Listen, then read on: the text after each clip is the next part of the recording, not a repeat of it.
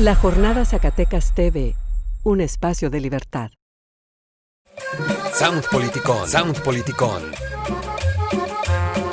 Bueno, tenemos una mesa de análisis, pues, de precisamente de este año del 2020, lo bueno, lo malo y lo feo de este año. Pues todos creo que vamos a coincidir con lo malo, lo bueno y lo feo. Pero bueno, tenemos a dos periodistas muy reconocidos locales, pues, Raimundo.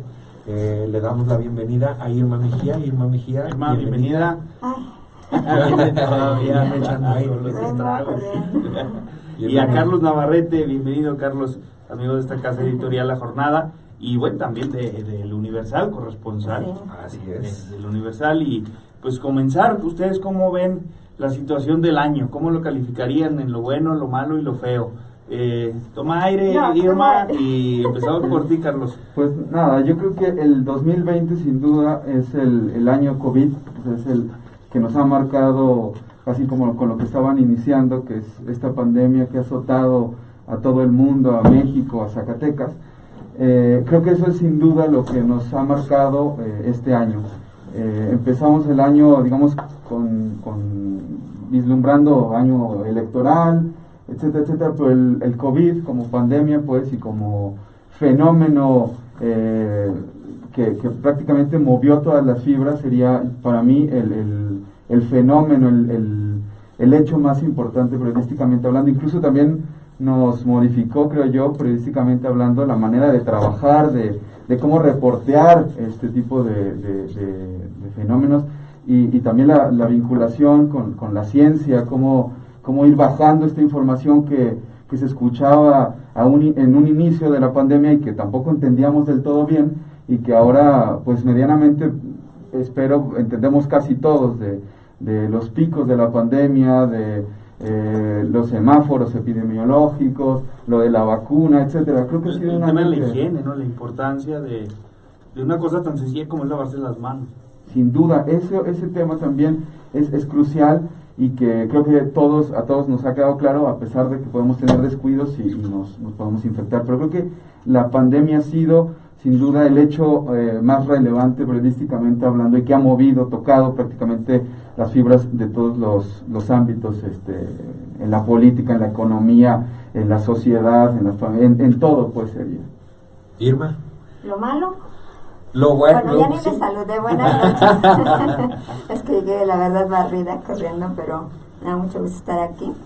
En efecto, pues yo creo que todo el mundo se preparó, incluso en las proyecciones que se hacen normalmente cada inicio de año, se preparó un poco para lo malo, pero en otros aspectos, porque se prepararon para la cuestión, o se anticipaban para la cuestión de la violencia, que también es algo que repuntó, la cuestión económica, y sin embargo el COVID vino a prácticamente a cambiar, no solo a México, sino a todo el mundo, a cambiarle las políticas públicas, porque se proyectaron se prepararon más en el ámbito, yo creo, local y nacional para la cuestión electoral, y pues prácticamente vino el COVID a tumbar todo. Es decir, en el COVID nos dejó ver justamente todo lo malo que tenemos en lo público y en lo privado y en lo personal. Y digo lo malo porque vimos que quizá mucho tiempo no se le invirtió o como debiera ser, en un sistema de salud como para una índole de esta naturaleza. Entonces, lo malo, obviamente el COVID pareciera que nos dejó la parte buena y la parte mala, pero lamentablemente creo que lo malo es lo que nos hacía falta, y pues le dicen bicho muchos, pues es un virus, nos vino a poner sobre la pared a todo el mundo, a ver las deficiencias que tenemos, como en el sistema público, insisto, también hasta en lo personal, cómo es la gente. Y por ejemplo, en el caso del sistema público, pues se dan cuenta de que a lo mejor lo veíamos, yo lo comparo, siempre que hago comparaciones con en materia de seguridad. Algo más o menos le pasó así a México hace 15 años, más de una década, cuando llegó a fracturar todo lo que fue el crimen organizado, y porque en su momento veíamos hace pues años, Sí, no nos preocupamos por los 70s, policías, 80s, ¿no?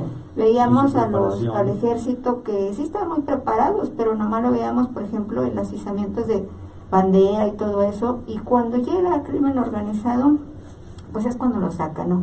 Lo mismo aquí. Veíamos al Seguro Social, al ISSSTE, a todo el sistema de salud, como de vacunas, como que, es más, la gripe, decíamos, ¿a qué vamos? Es una simple gripe. Bueno, pues una simple gripe hoy nos tiene así, muy preocupados, y yo creo que esa es la parte mala, o sea, nos vino a sacar todo lo malo, a reflejar todo lo que tenemos malo, yo diría que el COVID. Más allá de las proyecciones que hicieron tanto los gobiernos, hasta uno mismo preparó eso, y hablo de lo económico y de la vida que se hace normalmente, que dice, en Semana Santa me voy a no sé dónde, y así hace, tronó. Y el sistema educativo. Sí, las vacaciones de verano, tronó. Y el sistema educativo también nos... Sí, es otra cuestión. Yo creo que eso es lo malo, y a la vez esa revolución digital que obligó, y que quizá muchos no se le apostaban, incluso a nivel nacional. Cuando hablábamos de la conectividad, lo veíamos como algo que nada más internet para estar jugando, ¿no? Pues porque finalmente hoy todo es virtual, y cuando vemos que niños, y yo aquí todavía no sé cómo le van a hacer el gobierno federal, porque eso también está viendo que niños, cómo les sufren para tener acceso justamente a las clases virtuales, así es que, pues sí nos vino a dar una buena revolcada. La parte mala de la sociedad, Carlos, ¿qué te deja como periodista en la sociedad? ¿Actuó bien? Porque, por ejemplo, veíamos el mensaje del presidente, ¿no? Miren, los fieles católicos se portaron bien, pero por otro lado veías el centro también de la Ciudad de México, o aquí mismo, pues atiborrado para las compras decembrinas, ¿no? De esta dualidad de la sociedad, donde por un lado le exigen a la sociedad. Hoy veíamos, yo vi una nota del Universal que daba cuenta de un festejo de los diputados federales del PRI en el mismísimo San Lázaro, ¿no? Con música en vivo, un comilón. Y luego pues también está el caso de Alfaro, ¿no? Que después de que llamó, perdón por la palabra, pero pendejos, ¿no? A los ciudadanos inconscientes, pues ahí lo vimos echando copa y comiéndose 2 pizzas. ¿Cuál es tu balance de la sociedad? Pues es complicado hacerlo así, pero creo que bueno, el presidente de la República, Andrés Manuel, y ha sido muy criticado por eso, porque parece que queremos que nos repriman, que sea un Estado represor totalitario que nos guarde, y tenemos un policía afuera de la casa. Parece que los críticos quisieran eso. Cuando Andrés Manuel se refiere y exhorta a la gente a decir, cuídense, o sea, esto depende de nosotros, es algo complicado de pensar, pero finalmente eso es lo que tendríamos que hacer en una democracia, ¿no? Finalmente no necesitamos pues un policía, o cuando menos no nos gustaría, democráticamente hablando, tener un policía dándonos un macanazo porque salimos a cierta hora del día. O por ejemplo esto que pasó en España, que decían, esta calle está prohibida y esta no, puedes pasar por esta acera pero por esta no, y era muy absurdo ese tipo de política. Oye, Carlos, y también aunado a la figura presidencial de que no se pone el cubrebocas, ¿no? No es él siendo la mejor figura para promover la situación en la que estábamos. La otra vez estaba escuchando el día de ayer la contestación de la jefa de gobierno de Ciudad de México, Sheinbaum, a un periodista que le preguntaba, oiga, pues ¿en qué color estamos? Estamos en emergencia, sí, pero ¿en qué color estamos? Usted necesita decir en qué color estamos. ¿Por qué? Porque del color depende las medidas que está actuando el gobierno, y por lo tanto son las medidas que yo como sociedad voy a actuar. Y aunado a eso, pues bueno, vemos al presidente que en todas las mañaneras nunca lo vimos con cubrebocas. Lo vimos en esa visita en Estados Unidos, que también fue un suceso histórico, pues, el que haya ido a Estados Unidos a rendir pleitesía, a negociar, a lo que tú quieras, pero pues bueno, se lo tuvo que poner porque se lo tuvo que poner, ¿no? Pero aquí en el país, pues bueno, vemos una figura ausente prácticamente en la promoción del buen manejo de la pandemia, ¿no? No sé qué tan, o sea, no creo que sea solo el uso del cubrebocas el único o la única medida como, no, claro como que ejemplar. No. Veíamos esto del FAR. Yo creo que ha habido fallas en la comunicación gubernamental del gobierno federal, pues. Me parece que uno de ellos es a lo mejor el uso del cubrebocas, que puede ser, pero también desde un inicio el doctor López-Gatell, subsecretario, ha mencionado que el uso de cubrebocas tampoco exenta de que uno se enferme de COVID. México es uno de los países en donde más se utiliza el cubrebocas, pero quizás no lo utilizamos bien también. Entonces, el cubrebocas da una falsa seguridad también a mucha gente de que ya está exenta del virus solamente por traer esto, ¿no? Y descuida la sana distancia, tocarse los ojos, la boca, tocarse todo el tiempo el cubrebocas, y entonces ahí está el virus y ahí está el contagio. Entonces, sin duda, la comunicación ahí, en ese sentido, puede tener fallas, pero no creo que esa sea la única claro que no. medida que en primer lugar han estado difundiendo muchísimas otras medidas desde un inicio, pues, del doctor López-Gatell, y advirtió hasta el cubrebocas. Y México es eso, vemos en la calle la gente usa el cubrebocas, pero trae el cubrebocas o es muy sucio, o mal puesto, o se lo pasan tocándolo. Es decir, eso no nos va a exentar, de contagiarnos, sí, claro. Ese es un asunto clarísimo y que creo que la oposición ha estado centrándose en eso. Sí. Y me parece que ahí no va el asunto o el objetivo a donde deberíamos de centrarnos.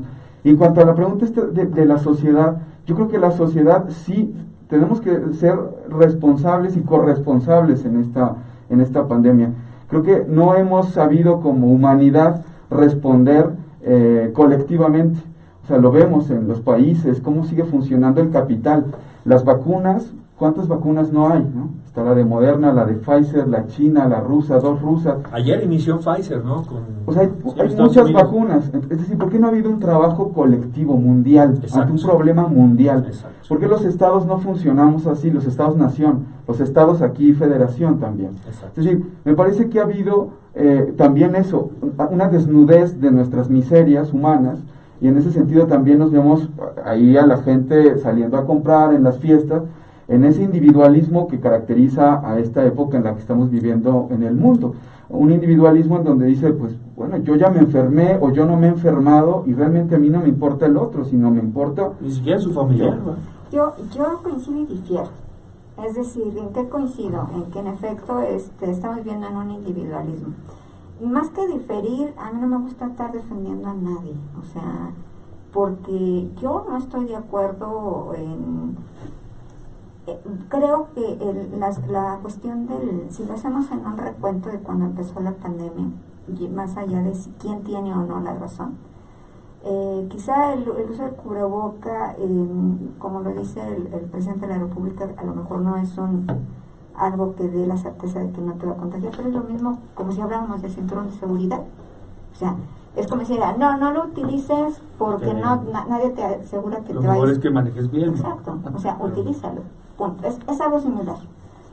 Por lo mismo, cuando yo veo que el primer mes todo el mundo teníamos temor, o sea, sí había temor, y todo el mundo no salíamos, estábamos haciendo pasteles, no sé qué en la casa, error, porque yo aquí creo que aparte del cubreboca, lo que está pegando a México es sus enfermedades crónico-degenerativas que tiene su población, como la diabetes, hipertensión, por eso nos ha pegado mucho. Entonces, justamente porque tenemos una población también que no acatamos las reglas, o sea, aquí no hay cultura de la legalidad ni de protección en nada. Somos el país primero en obesidad infantil, para empezar. Entonces, si vemos que es una población en donde dice, no cruza por ahí, vas y cruzas. O sea, si sabemos que el mexicano es así, porque así es el mexicano, lamentablemente, no acatamos las reglas, o sea, no era algo nuevo. Y cuando tú ves que en el primer mes, de alguna u otra manera nos encierran, ahí estamos, que no sé qué tanto, vemos primero esa contradicción. Yo creo que es un error. Más allá de si tiene o no efectividad el mensaje, y la percepción es bien importante, porque si por ejemplo tú dices una cosa, el presidente hace otra, pero tu secretario de seguridad perdón, de salud, seguridad, de salud, Es otra. está diciendo algo, entonces es contradictorio. ¿Cuál es el mensaje a la gente? Que pasó un mes, pasó 2 meses y dejaron de empezarle pues no tanto de creer, pero empezaron a dudar ya de López-Gatell. Y luego se confunde y confunde a la población, que también en los gobiernos estatales como el FAR y quizá otros gobernantes dicen otra cosa. Y aún, peor aún, aquí en Zacatecas, por ejemplo, vemos a un gobernador que hasta ponía, traía caretas, cubrebocas, o sea, todo lo contrario.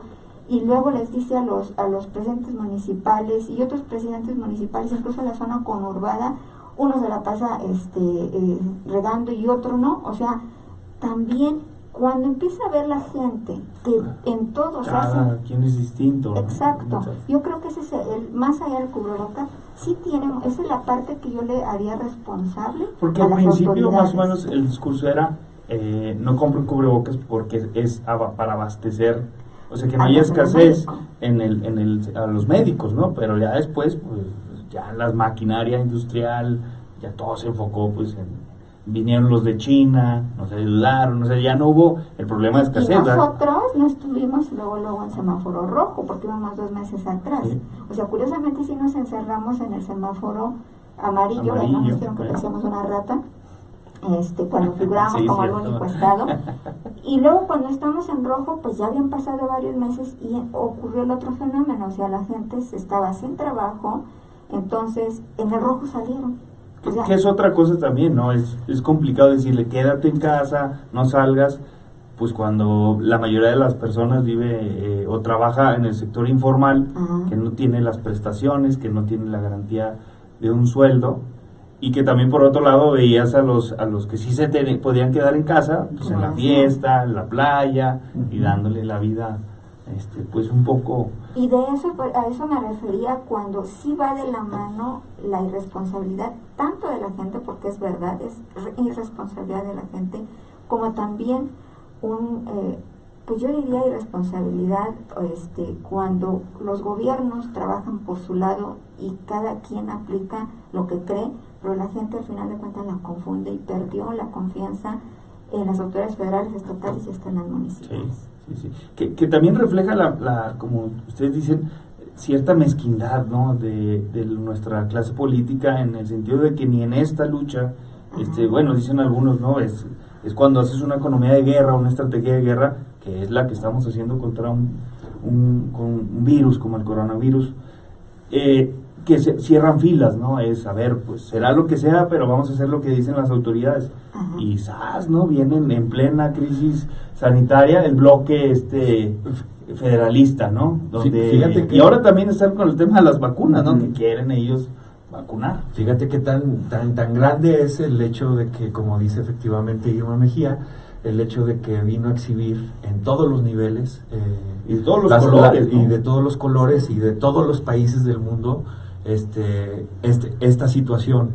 Y lo más preocupante, por lo que estaba leyendo ayer unos artículos, es que esto del coronavirus apenas es la punta del iceberg de todo lo que va a venir en cuestión de biológico, pues, ¿no? Entonces, creo que los países deben de tomar medidas un poco más férreas en cuestión de salud y todo eso. E incluso, pues bueno, socialmente nos va a cambiar incluso hasta el interactuar con las personas, ¿no? De aquí en adelante, pues bueno, estábamos ya concluyendo que lo del tema del COVID, que prácticamente ha acaparado pues todo, ¿no? Toda la agenda. Pero Toda hay la cosas agenda. buenas, ¿no? Que se rescatan pues de las crisis, dejan oportunidades. ¿Qué cosas ustedes han visto que dice, esta situación de la humanidad reaccionó adecuadamente, el Estado necesita ser fuerte o no tiene que ser fuerte? ¿Qué reacciones o qué lecciones te dejan la pandemia, estimada Irma? Bueno, yo creo que bien lo has dicho, las crisis siempre nos deja ver las áreas de oportunidad, por no decir que las debilidades, ¿verdad? Pero yo creo que, bueno, de entrada nos dejó una sociedad que nos vimos obligados a ser más limpios, porque eso es, yo creo que ya es parte de ahorita ya de nuestra vida diaria, de tener, de hecho yo veía que realmente sí, en todo a nivel mundial somos ya humanos muy limpios, pero Obviamente, pues esto está hablando de no sé cuánto puede durar esto. Lo que sí es verdad también, la parte positiva que nos dejó ver en sus primeros meses, es como cuando hasta nos ponían con caricaturas de los humanos encerrados y los animales, se limpiaron los mares, los bosques, o sea, toda la naturaleza pareciera que de verdad nosotros somos los virus para nuestra Tierra, nuestro planeta. Que no sé si creer esa teoría de que es una limpia que hace el propio planeta de los seres humanos, que somos verdaderamente un cáncer, porque sí vimos esa parte de cómo en Italia y en muchas partes que, por ejemplo, ahora tiene mucho turismo en Venecia, y hasta peces había, cosa que no existía en las temporadas altas de turistas. Los mares se limpiaron, o sea, la naturaleza nos mandó decir también que nosotros somos el principal problema. Y yo creo que esa es la parte buena que nos dejó este virus, ¿no? Por un lado. Por el otro, también nos ha dejado ver la parte de la importancia del sistema de salud, y yo creo que eso va a obligar a todos los estados, a los gobiernos, a invertirle, porque vemos la situación, ¿no? O sea, tuvieron que hacer reajustes en pleno, ya cuando estaban los paquetes económicos definidos, hacer reajustes, a quitar todos o ciertos rubros que quizá no eran, o sea, que no, o sea, conocimos lo prioritario. Sí, lo esencial. Lo ¿verdad? esencial, conocimos y no lo sabíamos. Es decir, hoy vimos que verdaderamente, muchos dicen que éramos felices si no lo sabíamos. No, lo que pasa es que, como decían ahorita, vivimos en un individualismo que nos parecemos más luego a ciertos políticos que nomás queremos para nosotros, pero sí nos dejó ver que tengamos que ser lo prioritario, y eso ayuda tanto a la gente como a los gobiernos a saber en qué se le debe de invertir. En eso prioritario a lo mejor que no se le invertía, como es el sistema educativo también, y el sistema de salud. También nos deja ver, por un lado, la importancia de los médicos, y que también ya no reneguemos incluso hasta del sistema mismo público, porque decíamos, al seguro ni voy, ¿no? Pues el seguro, esos son los que están dando la batalla, porque finalmente yo no sé cuánto puede gastar una persona que llega a enfermarse. Yo creo que los medicamentos y un hospital saldrían carísimos. Sí, en Estados Unidos traían la cifra de $150,000. Entonces eso nos deja ver también de la importancia de nuestro sistema de salud pública, que también nosotros valoremos, y los médicos mismos. Y yo creo que también, por ejemplo, en ese aspecto yo vi, incluso hice un reportaje en su momento, de los servicios sanitarios en los hospitales de higiene y limpieza, que resulta que ahí tenían desde hace como una década o más que existía eso, y no se les hacía la ruta para los desechos, colección, que se llama ruta roja. A raíz de que entra el COVID, porque antes los intendentes, que los minimizábamos, hoy son muy importantísimos, personal de limpia, o sea, vemos verdaderamente a los que minimizábamos hoy son verdaderamente prioritarios, o sea, sí son unos héroes, ¿no? Son unos héroes. Entonces yo ahí esa parte veo que qué bueno que estamos viendo y dándoles ese valor a todo eso que nosotros luego minimizamos.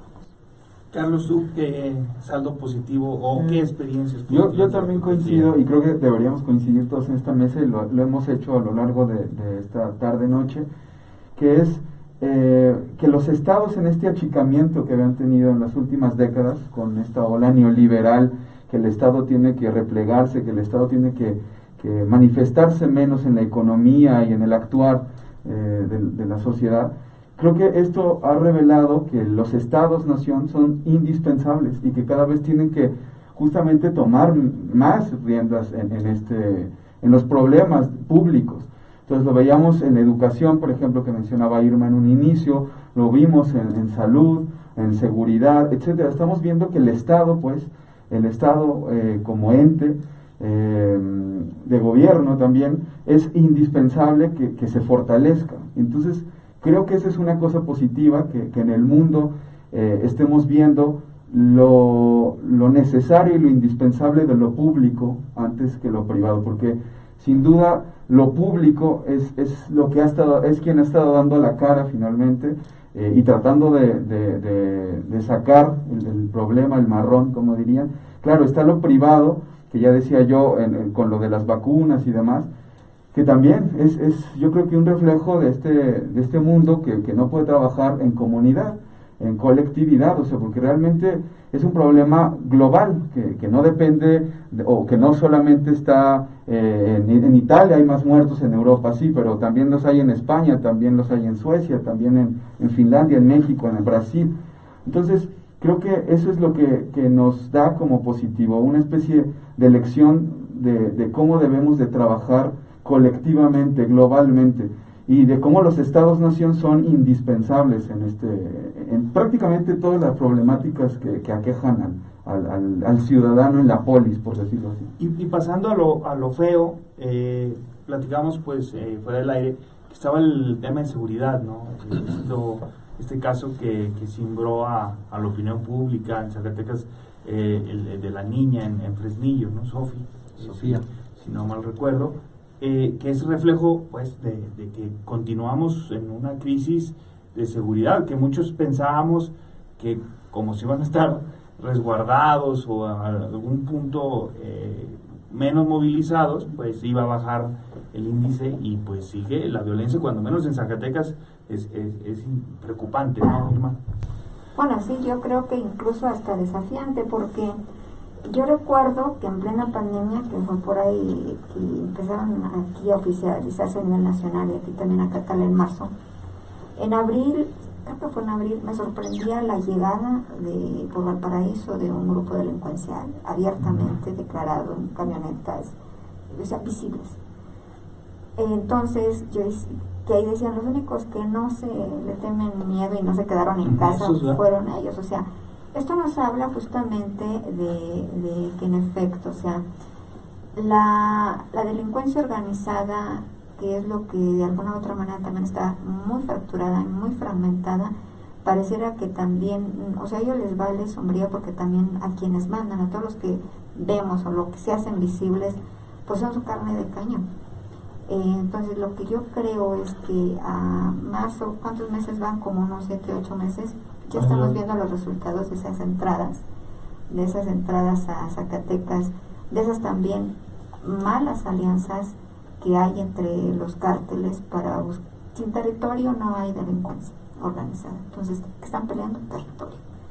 Entonces yo creo que esa parte no la deberían de perder de vista, porque viene un año electoral y casi siempre, no sé por qué porque va muy de la mano, que la delincuencia organizada, el crimen organizado se levanta.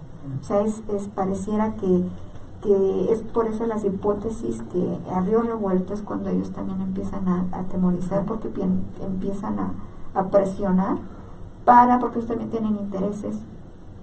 La delincuencia organizada, yo creo y coincido con algunos especialistas, que no le quieren tampoco quitar o tumbar nunca al gobierno. O sea, no le interesa tumbar, le interesa pactar, le interesa controlar. Y como este es un año electoral y está muy revuelto también lo electoral, creo que va a ir de la mano esa misma situación. Yo sé lo que creo. Carlos, ¿cómo es la situación? Pues catastrófica, lamentable, que Zacatecas no ha mejorado sin duda en este aspecto. Según el Secretariado de Seguridad Nacional, pues seguimos estando en los primeros lugares de secuestro, de homicidio doloso, de extorsión, es decir, de los delitos de alto impacto sigue estando Zacatecas en los primeros lugares. La ciudadanía lo resiente sin duda. Ya decías tú, Ray, el caso que cimbró, uno de los muchos casos que ha cimbrado a la sociedad zacatecana, el más reciente, el de la niña Sofía, pero sin duda ha habido otros, pues. El niño Benjamín, creo, si mal no recuerdo, ¿no? El otro en Fresnillo. Y de la niña San Juana, es decir, han pasado muchos casos. Zacatecas y los zacatecanos ya tenemos muchos muchas heridas y ya aparecen muchas cicatrices a partir de este tipo de violencia que aqueja o que nos aqueja. Entonces, creo que eso no va a parar y como menciona aquí Irma, viene un año electoral, o ya está el año electoral, ya se resienten estos hechos de violencia y sin duda esto se puede poner aún peor, o sea, se puede agudizar la violencia y puede estarnos tocando la puerta en cualquier momento. Yo nada más aquí agregaría que en el caso de la niña Sofía, lo único que ha hecho es que evidenció justamente, pareciera que hay una, ya no hay una sensibilidad que debiera no perderse nunca en las autoridades, porque ellos quizás están acostumbrados a estar contando muertos y levantando y abriendo carpetas de investigación que no sé si concluyen en algo, pero eso vino porque era una niña. Y yo creo que en 11 días que estuvo desaparecida y que nos dijeron que supuestamente para acabarla al principio se confundió con lo que puede haber sido un secuestro virtual. A mí me preocupa porque quiere decir que pudiera ser, no estoy diciendo que eso pasa, porque todos empezaron a echar la bolita, incendiaron allá en Fresnillo, exigiéndole al presidente municipal, pero el que nunca habla es el fiscal. Entonces, el fiscal al momento se vio obligado, porque todo el mundo ya le tiró la bolita, a salir. Esto que nos deja ver, justamente eso, que las autoridades a veces pareciera que no están actuando donde deben de estar. Y con el hecho de decir que es delincuencia organizada es como si lo normalizáramos, y eso no debe de ocurrir. Porque en 11 días también debieron, yo no sé qué les diría, o si ya les dijo a la legislatura qué hicieron en esos 11 días, o solamente activaron los puros protocolos de alerta Amber y el ALBA, pero ¿qué investigaron? Porque tienen incluso ya una fiscalía especializada en secuestro. Entonces, esto también nos deja y desnuda cómo están actuando nuestras autoridades, y que espero que no lo hayan minimizado y que por eso se le pasaron. Sí, que es el vacío, ¿no? Nosotros decíamos que se creó un vacío de autoridad y de todo, ¿no? Hay que en ese caso es que fueron con el alcalde no los tomó en cuenta, dijo, ay, es un tema en la fiscalía. La ciudadanía se empezó a mover, a pegar carteles, y hasta que explota, la encuentran el cuerpo, pero ni ese domingo no hubo comunicado del alcalde, de la... ¿Quién encuentra el cuerpo? La fiscalía, ¿no?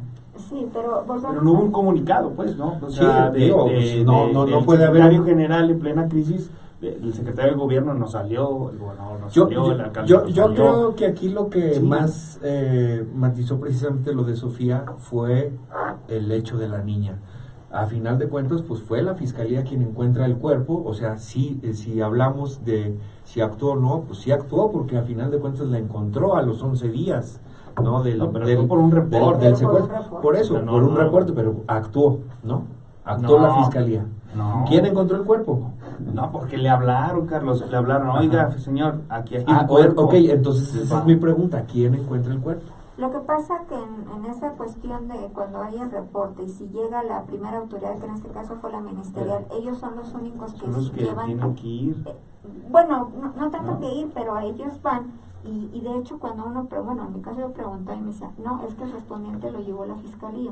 Respondiente quiere decir que si ellos van, ellos son los que llevan todo, ¿no?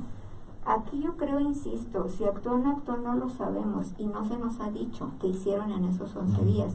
¿Y por qué fue hasta los 11 días que ya estaba muerta que ya la encuentran? Es decir, la niña Sofía solamente una vez más nos demuestra que a veces es mucha burocracia, y lamentablemente, o sea, ojalá y hubieran tenido las oportunidades para haberla salvado en esos 11 días. No lo sabemos. Lo que sí es cierto es que se actuó hasta que ya estuvo muerta. Pues sí, efectivamente. Esa es ¿Creen que mejore la situación en el 2021? ¿O seguiremos? Es que todo el mundo creo que estamos pensando que el 2021 llega, se acaban las 12 horas. Llega la vacuna y también se resuelve todo. No, o sea, el 2021 todavía va a tener, de hecho, así como es el COVID para los que dicen que deja secuelas, también va a dejar muchas secuelas. Es decir, todo el día el 2021 yo lo veo muy convaleciente. Si no es que a lo mejor todavía enfermo un poco de todo lo que los estragos que está dejando. Yo no veo el 2021 como que sea ya ya estamos sanados y ya todo.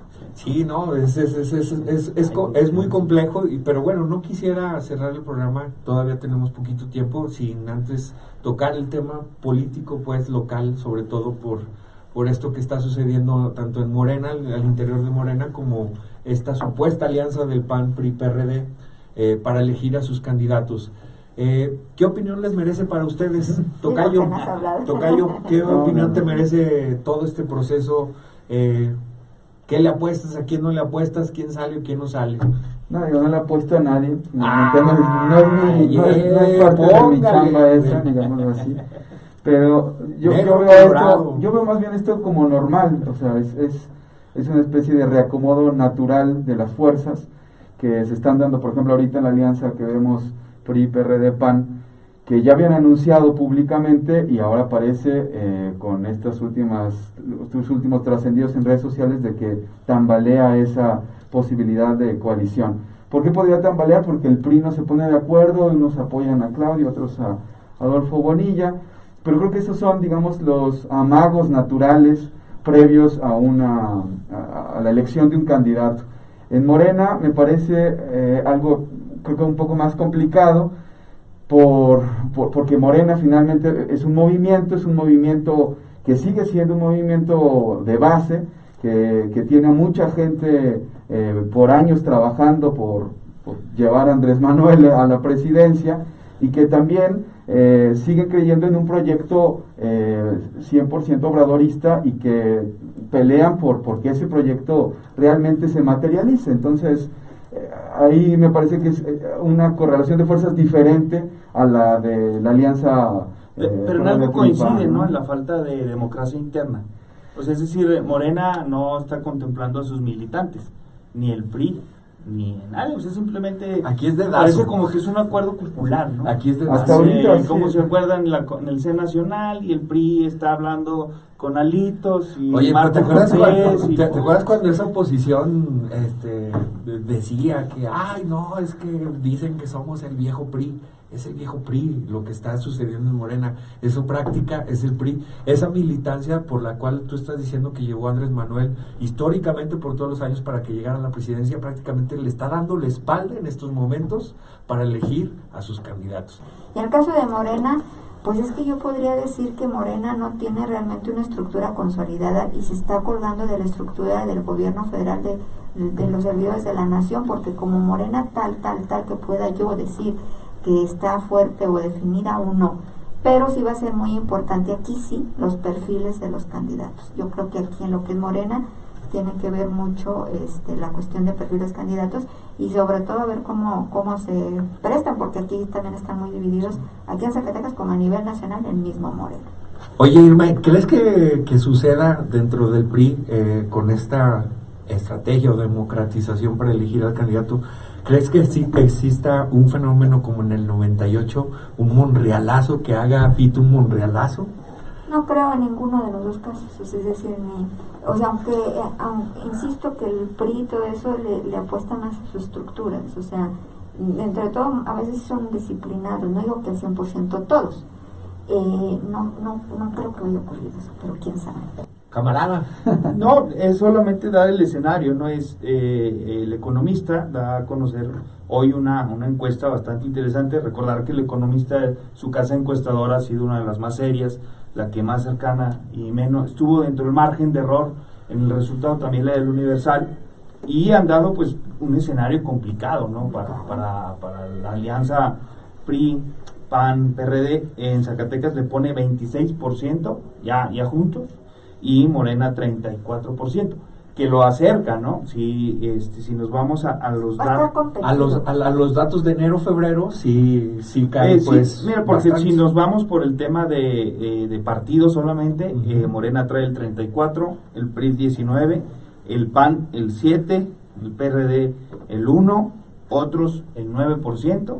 Pues yo incluso me acuerdo del Universal, el Universal, lo que hizo fue partidos y perfiles, incluso en el caso de David lo salió negativo, es decir, sí es muy conocido, pero no era el más querido, o sea hizo esas dos divisiones, pero bueno. Pues bueno, ahí está, tenemos- así está el escenario. Así está el escenario. Y pues bueno, tenemos que irnos, camarada, no sin antes desearles a todos ustedes, a Irma, Carlos, Irma, aquí Carlitos. mismo, allá a Miguel, a mi Tórtula, allá en cabina, a todos los que nos ven y nos escuchan, pues desearle felices fiestas, pásenla bonito, con su sana distancia, con todas las medidas, Con su cuídense burbuja, mucho. con su Y si Dios quiere y Hasta el nos 21, presta vida, hermano. nos vemos el 2021, nos sintonizamos el 2021. Muchísimas Muchas gracias a gracias. todos ustedes. Sound Politicón, Sound Politicón.